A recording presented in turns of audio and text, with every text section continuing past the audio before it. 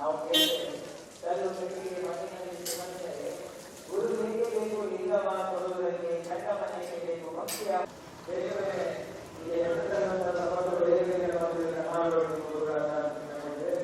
ಕಡಿಗಾಲ ಎಂಬ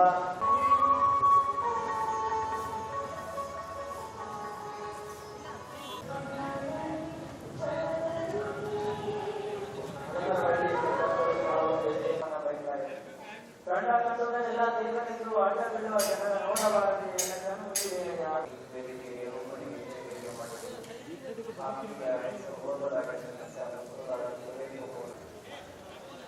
ಅನೇಕ ಮಹನೀಯರು ಒಬ್ಬರ ಇಬ್ಬರ ತಮ್ಮದೇ ಆಗಿರ್ತಕ್ಕಂಥ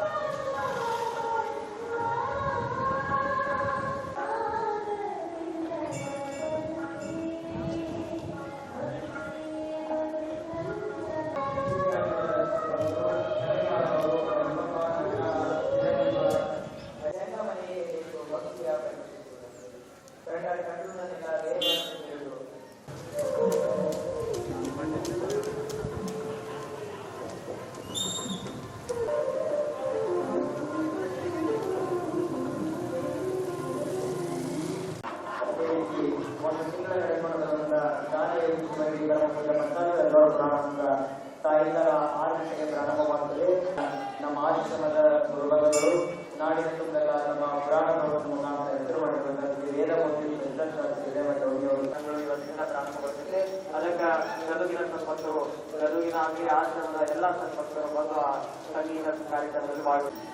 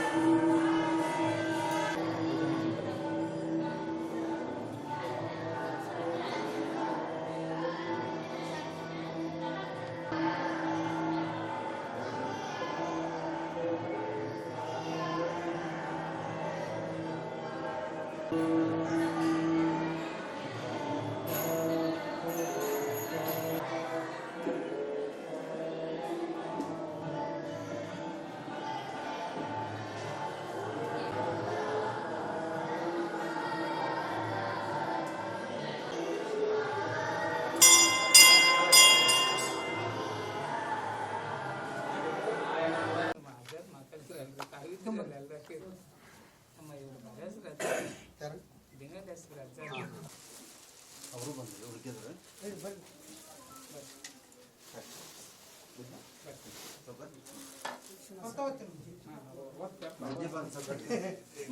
ಎಲ್ಲ ತಮಾಸರು ಜಾತ್ರೆ ಮುಗಿದ್ಮೇಲೆ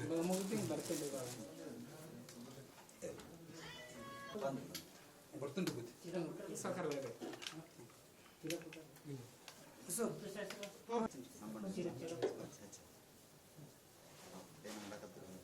ಮುಂಜಾನೆ ನಾನು 2 ಸಲ ಆಯ್ತು ಹೋಗಿ ಬರೋಕತ್ತೆ. ಬೆಳಗ್ಗೆ ಹೋಗಿದ್ದೆ ವರ್ಷ ಮಾಡ್ಬೇಕಾಗಿತ್ತು ರೀ ಗೌಡ್ರೆ. ಇದು ದಾಖಲೆ ಇರೋದ್ರಿ ಇದನ್ನು ಹೊರತುಪಡಿಸಿ ಒಂದು ಮಾಡ್ಬೇಕಿತ್ತು ರೀ ಬಗ್ಗೆ ಮಾಡ್ಬೇಕಾಗಿತ್ತು ರೀ. ನಮಗೆಲ್ಲ ಭಾಳ ಟೆನ್ಷನ್ ಆಗಿದೆ. ಬೇಕಾದ್ರೆ ಎಲ್ಲಿದೆ ನಾವು ಅವ್ರ ಜವಾಬ್ದಾರಿ ಕೈ ಬಿಟ್ಬಿಡ್ತೀವಿ ಅಷ್ಟೇ.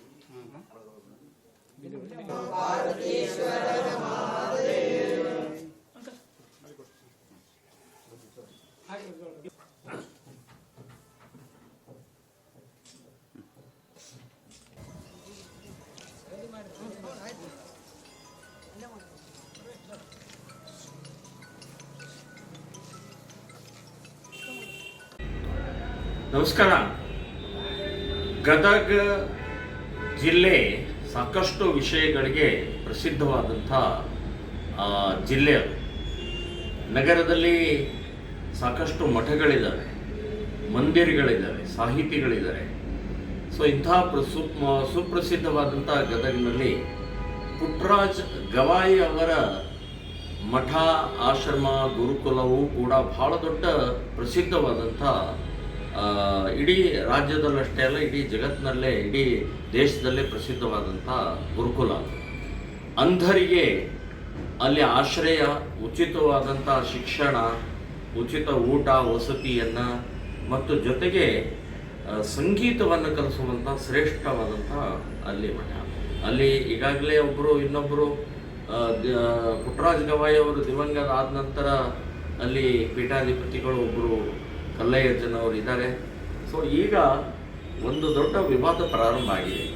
ಸೊ ಆ ವಿವಾದ ಒಬ್ಬ ಮುಸ್ಲಿಮ ವ್ಯಕ್ತಿಯ ರಥಕ್ಕೆ ಆ ಗಾಲಿಗೆ ಕೊಟ್ಟಂಥ ಒಂದು ದೇಣಿಗೆಯ ಹಿನ್ನೆಲೆಯಲ್ಲಿ ಆ ಗಾಲಿಗೆ ಅವರ ಮುಸ್ಲಿಮನ ತನ್ನ ಪತ್ನಿಯ ಹೆಸರನ್ನು ಗಾಲಿಗೆ ಬರೆದಿದ್ದಾನೆ ಅಂತನ್ನುವಂಥದ್ದು ವಿವಾದ ಪ್ರಾರಂಭ ಆಗಿದೆ. ಮತ್ತು ಆ ಮುಸ್ಲಿಮ ವ್ಯಕ್ತಿಯ ಪರವಾಗಿ ಅಲ್ಲಿಯ ಇವತ್ತಿನ ಸ್ವಾಮೀಜಿಗಳು ಅವ್ರ ಪರವಾಗಿ ನಿಂತ್ಕೊಂಡಿದ್ದು ಇದೊಂದು ಖೇದಕರವಾದ. ಮುಸ್ಲಿಮರು ಇಡೀ ಜಗತ್ತಿಗೆ ಗೊತ್ತಿದೆ ಇವರ ಭಕ್ತಿ, ಇವರ ದಾನಿಗಳು, ಇವರ ಪ್ರೀತಿ ಹೇಗಿರುತ್ತೆ, ಯಾವುದಿರುತ್ತೆ ಅಂತನ್ನುವಂಥದ್ದು ಗೊತ್ತಿದ್ದಂಥದ್ದೇ.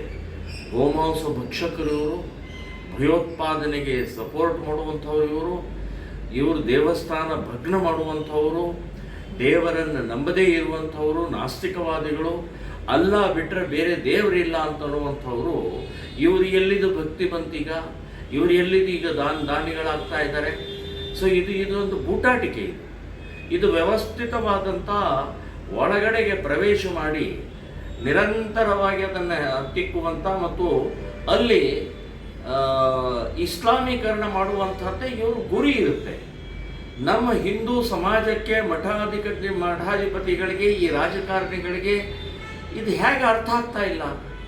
ಎಷ್ಟು ರೀತಿಯ ಆಘಾತಗಳು, ಎಷ್ಟು ರೀತಿಯ ತೊಂದರೆಗಳು, ಎಷ್ಟು ರೀತಿಯ ದೇಶ ಅಧಪತನಕ್ಕೆ ಹೋದರೂ ಕೂಡ ಇವರಿಗೆ ಅರ್ಥ ಆಗ್ತಾ ಇಲ್ಲ ಅಂತಂದರೆ ಇವರನ್ನು ಏನು ಮಾಡಬೇಕೀಗ? ತಾವು ಹಾಳಾಗೋದಲ್ಲದೆ, ಮಠನೂ ಹಾಳು ಮಾಡೋದಲ್ಲದೆ, ದೇಶವನ್ನು ಹಾಳು ಮಾಡುವಂಥ ಈ ಮಾನಸಿಕತೆಯನ್ನು ತಡಿಲೇಬೇಕು.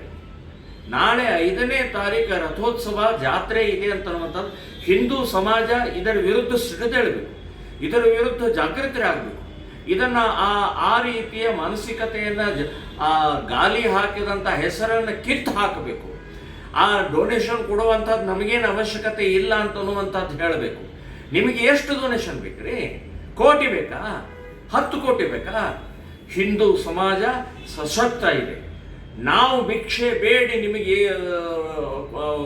ಇದು ಕೊಡ್ತೀವಿ, ನಾವು ಮಠಕ್ಕೆ ದುಡ್ಡು ಕೊಡ್ತೀವಿ ನಾವು. ಸೊ ಈ ರೀತಿಯ ಇಸ್ಲಾಮಿಕ್ ದುರುಳರಿಂದ ಇವತ್ತು ಡೊನೇಷನ್ ತಗೊಂಡು ಅಲ್ಲಿ ಒಳಗಡೆ ಹೋಗಿಸುವಂಥ ಅವಶ್ಯಕತೆ ಇಲ್ಲ. ಇದನ್ನು ಎಚ್ಚರಗೊಳ್ಳ್ರಿ. ನಾಳೆ ಹಿಂದೂ ಸಮಾಜ ರಥೋತ್ಸವ ಸಮಯದಲ್ಲಿ ಗಲಾಟೆ, ಗಲಭೆ, ಪ್ರತಿಭಟನೆಯನ್ನು ಮಾಡಿದರೆ ಇದಕ್ಕೆ ಇನ್ಯಾರೂ ಜವಾಬ್ದಾರಿ ಅಲ್ಲ, ಆ ಮಠಾಧಿಪತಿಗಳು, ಅಲ್ಲಿಯ ಟ್ರಸ್ಟಿಗಳು ಜವಾಬ್ದಾರಿ ಅಂತನ್ನುವಂಥದ್ದು ಈ ಸಂದರ್ಭದಲ್ಲಿ ಹೇಳ್ತಾ ಇದ್ದೀನಿ. ಜೈ ಶ್ರೀರಾಮ್.